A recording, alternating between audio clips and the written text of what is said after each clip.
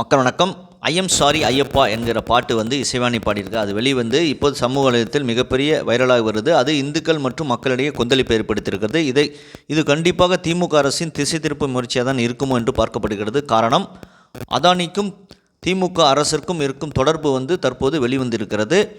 அமெரிக்க அரசு 2000 கோடி ரூபாய் லஞ்சம் புகாரில் அதானியை பிடிவாரண்ட் வேண்டும் என்று அமெரிக்கா கோர்ட்டில் ஒரு வழக்கு வந்திருக்கிறது.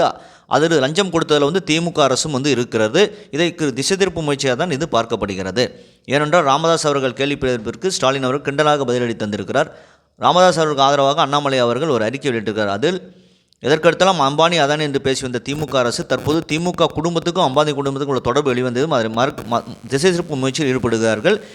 இதை கேள்வி எழுப்பிய ராமதாஸ் குறித்து தரையுறான முறையில் முதல்வர் ஸ்டாலின் பதிலளிப்பது அவர் வகிக்கும் பதவிக்கு அழகல்ல என்று அண்ணாமலை அவர்கள் கண்டனம் தெரிவித்திருக்கிறார். இதை பற்றி கருத்தை பதிவிடுங்கள். சேனலை ப்ளீஸ் சப்ஸ்கிரைப் அண்ட் ஷேர் செய்யுங்கள். நன்றி, வணக்கம், ஜெய்ஹிந்த்.